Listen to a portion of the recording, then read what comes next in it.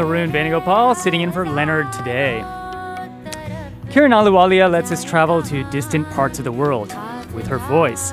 The talented Indo-Canadian singer-songwriter combines South Asian song, African desert blues, and Western jazz on her latest album, Sanata, Stillness, which won the Canadian Folk Music Award for Best World Album. You can hear her tomorrow night at Joe's Pub, where she'll be playing at 7. But in the meantime, as a special treat, she's going to perform right here in our WNYC studios with her band. And it's wonderful to welcome back Kiran Ahluwalia to the Leonard Lopate Show right now. Hi. Hi, Arun. It's absolutely amazing to be here. Super psyched to entertain you and your listeners. Oh, I like that. It suddenly reframes this whole thing. You all are facing me and entertaining me. It feels very indulgent. So you just got back from a tour in Canada, am I right? Yes. What's it like to go back home? Oh, it's really great. Nice hometown audience there, and it's nice. Yeah. You weren't born there, but you were raised there, correct? Yes, I was born in India, brought up in Toronto. How old were you when you moved over? I was 9 when I moved to Canada. Oh, okay, you're fairly old. So you had this real sort of kind of, I guess, socialization or acculturation sort of process that must have happened at that age. Yeah, it's actually, I read a study, and actually the 9 to 11 age group is the hardest for immigrating. So it was a pretty hard immigration for me. That's interesting. I was 10 when my family moved from Texas to India, so I did the opposite thing, but then we moved back. So you're in Toronto, is that right? Yeah, And was this a good place to meet ghazal poets? You're sort of getting into that when you get older. Is that what was happening to you when you were growing up? Yeah, it was a really, really good place to be with Indian music. The Indian community, when I was there in the 70s, when I was young, the Indian community was small. And so big artists from India would come, but they would perform in basement concerts. So I got to see a lot of great Indian artists that I wouldn't have seen in India so close up. And I'd be, as a child, right there in front of them. And at that point, they were doing music like Indian classical music or a type of song form called ghazal, which is beyond really the capacity of a child to understand.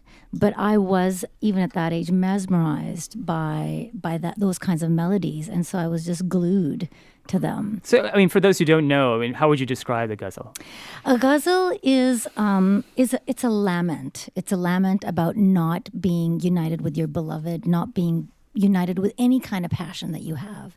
And so that is, my training is ghazal. But what I sing right now, of course, is modern song. It's not ghazal, but that was my training. I mean, this is something that you probably didn't really quite expect to move from somebody who's, going to do some sort of professional job to becoming a full-time musician, right? This is not something that you ever planned on being. Absolutely. And how did that come about exactly? The last thing I did in terms of studies was an MBA in finance, and then I worked on Toronto's Wall Street, which is called Bay Street, and I was trading bonds, and I was absolutely horrible. I had skin rashes all over my body. I was super stressed, didn't like it. I was making money, but I didn't like it. And so I finally, after 6 months, left that, didn't know what to do, and a dancer heard that I wasn't working, and so she hired me for a national tour in Canada to sing. And then other people heard that I was available, and so, like that, just started. So we're going to hear you play one of your songs soon, but first, do you have a hard time categorizing the music that you play? Absolutely. It's really hard to categorize because it's a mix of so many different things, and it's a mix of pretty specific things. So it's not Indian classical, it's not ghazal, which are my training. It's modern Indian song, and then it's got this very big influence from the African desert blues, from the Sahara, and then it's got an influence of jazz and intricate jazz harmonies and harmonies from Western classical music. And so it's a real big load of words. And so the thing that I've started with now is I'm calling it Indian fusion. Yeah, it's not 70s fusion, but it's modern Indian fusion. That's where you're at right now. If you ask me a week from now, it might change, but that's it for now. So let's hear something. What are you going to play for us right now? This is Janina, and this is a song about not an external enemy, but an internal enemy. It's a song about that self-sabotaging part of my brain And it's about entering that little corner in your head that has a door, that has a sign that says "Do not enter." And it's about breaking down that door and fighting a civil war with yourself and winning. Let's hear it.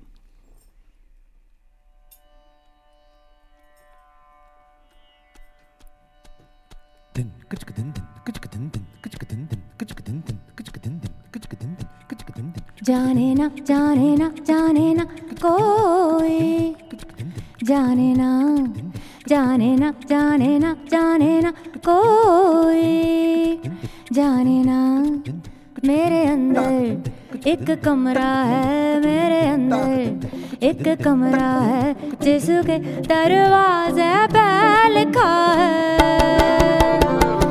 यहाँ ना मना है यहाँ ना मना है जाने ना जाने ना जाने ना कोई जाने ना जाने ना जाने ना जाने ना कोई जाने ना मेरे अंदर एक कमरा है मेरे अंदर एक कमरा है जिसके दरवाजे पे लिखा है यहाँ आना मना है यहाँ आना मना है जाने ना जाने ना जाने ना कोई जाने ना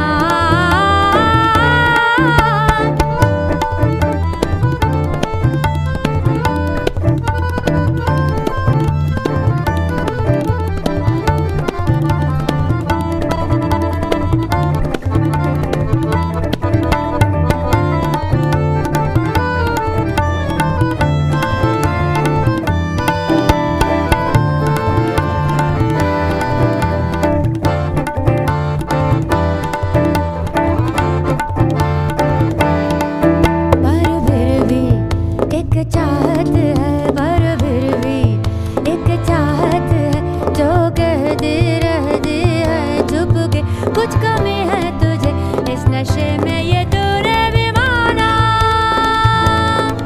क्या पड़ी है नहीं तो के मैंने तुझे यूं पुकारा तोड़ो ये ताला देखो ये नजारा तोड़ो ये ताला देखो ये नजारा खुलती है यूं जिंदगी जाने ना जाने ना जाने ना कोई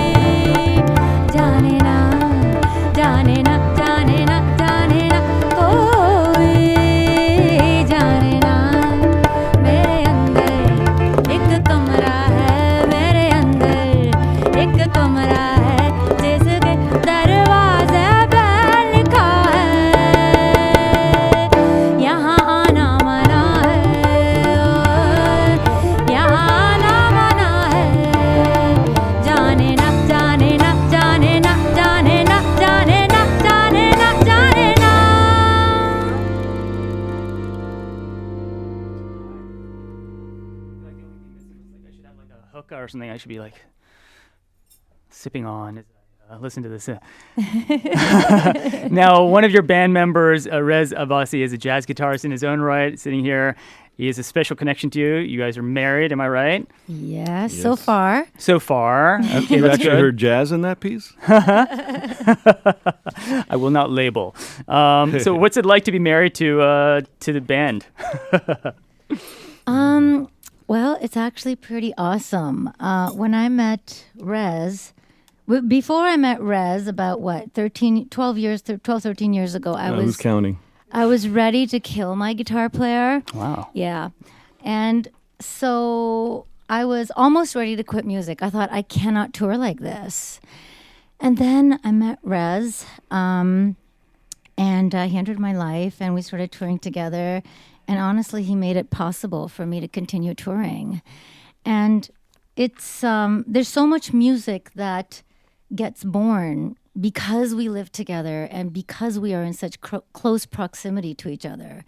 One of my favorite tunes, I was rehearsing it, and I just thought it was, this is too difficult, I can't do it. And after a couple of months, I'd stopped doing it, and Rez said, well, why have you stopped that tune? That's a really good tune. And so because he had heard me doing it and he encouraged me to keep on doing it, I went on. Other times he's just, on the sofa, noodling with his guitar, not knowing what he's doing. Too much information. Not knowing what he's doing. And he'll play a couple of chords and I'll just fall in love with them and I'll grab my phone and record them and then I'll compose a melody to those And you chords. guys don't have like these passive aggressive moments where the band has to intervene and like interpret what's really happening in the relationship and the lyrics and how they speak to some darker truth. Honestly, We had one about 10 minutes ago. Honestly, when we were sound checking, I think the band, they're like children, like when mommy and daddy are fighting. I think they're just all thinking, oh God, I hope that wasn't my fault that they're fighting. But no, not yet. Yeah, sure, we do have arguments. But I think the trick is that we just make up really fast. We let it go really fast. You play it off. A lot of experience. Perform it off. The title of the album, Sanata, Stillness. Tell me about that. Sanata means, for lack of a better word, it means stillness, but not just any ordinary peaceful stillness. It means like a deafening, destructive kind of a stillness. And there's a song on the album called Sanata, and I wrote that song when I was feeling this kind of destructive numbness and stillness inside me. And so basically it's a breakup song, Sanata, for when I was breaking up with a guy a long time ago. So why don't we hear another song now? What are you going to play now? We're going to do a song from our album Aam Zameen, Common Ground, and this is called Rabbaru. And this song is about asking your beloved for not just one lifetime together, but 7 lifetimes together. 7 lifetimes, 7 engagement rings, 7 parties. Let's hear it.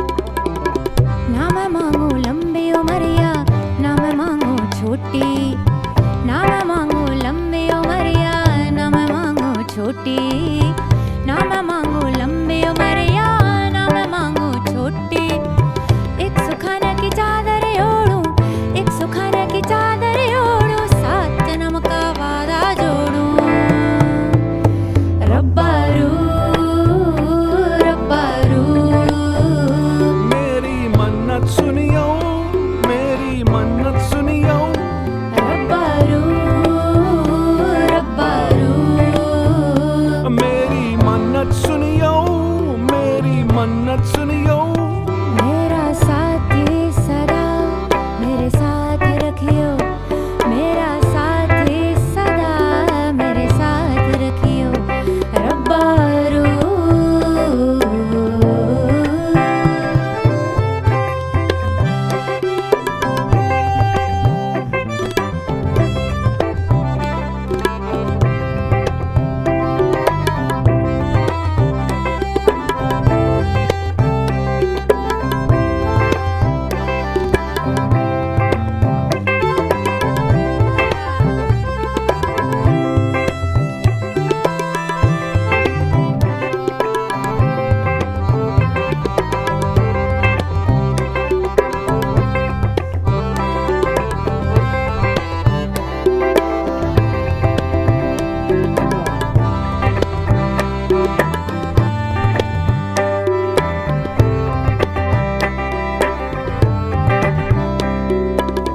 बस यही एक आस मोरी तू बुझा दे प्यास मोरी ये एक आस मोरी तू बुझा दे प्यास मोरी ये एक आस मोरी तू बुझा दे प्यास मोरी प्रेम प्याला दिखा दे मुझको प्रेम प्याला दिखा दे मुझको होठों से मिला दे मुझको रब्बारू रब्बारू मेरी मन्नत सुनियो मेरी मन्नत सुनियो रब्बारू रब्बारू मेरी मन्नत सुनियो मेरी मन्नत सुनियो मेरा साथी सदा मेरे साथ रखियो मेरा साथी सदा मेरे साथ रखियो रब्बारू रब्बारू रब्बा रब्बा रब्बारू रब्बारू रब्बारू रब्बा रब्बा रब्बारू रब्बारू रब्बारू रब्बा रब्बा रब्बारू रब्बारू रब्बारू रब्बा रब्बा रब्बारू रब्बारू रब्बारू रब्बा रब्बा रब्बारू रब्बारू रब्बारू रब्बा रब्बा रब्बारू रब्बारू रब्बारू रब्बा रब्बा रब्बारू रब्बारू रब्बारू रब्बा रब्बा रब्बारू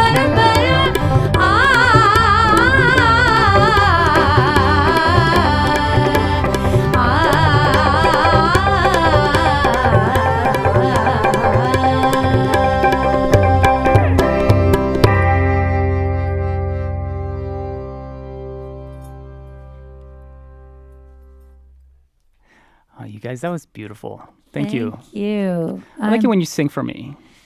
It's the way it should be. Yes, anytime. Really? Okay. I'm really blessed to have a wonderful, wonderful group of musicians with me. Can I just mention their names? Do it. On accordion is Holshouser. On guitar, as you know, Rez Abbasi. On tabla is Nitin Mitta. And on bass, Chris Tarry. So, Kiran, I think you've said that your music with Rez and others here, it could only exist in the diaspora. Mm-hmm. Is that something you said? And what does it mean? That means that even though I was brought up in Canada and Rez was brought up in America, I was born in India and Rez was born in Pakistan. And these are warring nations. They were one nation. And when the British left India 69 years ago, India got divided into two countries, Pakistan and India, and they have never gotten along. They've been warring, and it was really the loss of a brotherhood that still resonates with us, with our generation. And so our parents were little children when India and Pakistan got divided, and it was the bloodiest partition and the biggest land migration known to mankind. Millions and millions of people were displaced. There was bloodshed everywhere. Trains would come from Pakistan and they would come into an Indian railway station and there would be relatives waiting, but all they would find on the entire train were dead bodies. It was horrible. My parents lived through this as children. His parents lived through this as children. And there's still a lot of animosity between the two nations. But when I met Rez, there was no animosity with our parents. Even though our parents had been brought up in partition, lived through partition, they didn't shed that hatred. They didn't pass the hatred for the other country down to us. So I didn't have any preconceived notions of the other side being a bad entity, and neither did he. And so when we met, it wasn't a Bollywood kind of story where there's a lot of family feuding or anything. Our parents were very open. They loved each other. They loved both of us respectively. And our love was allowed to flourish. And this is something that could have only happened with the both of us living outside of India and Pakistan in the diaspora. If I lived in India and he lived in Pakistan, we would have probably never met. And if we met, it would have been very difficult to be together, both intimately and also musically. Kiran Ahluwalia and her band will be performing live at Joe's Pub tomorrow night at 7 p.m. Yes. For more information and tickets, visit wnyc.org/lopate. Kiran's latest album is called Sanata, Stillness. Thanks, everyone. Thank you for having us. And up next, director Rob Reiner joins us to discuss his latest film, Being Charlie, inspired by his son.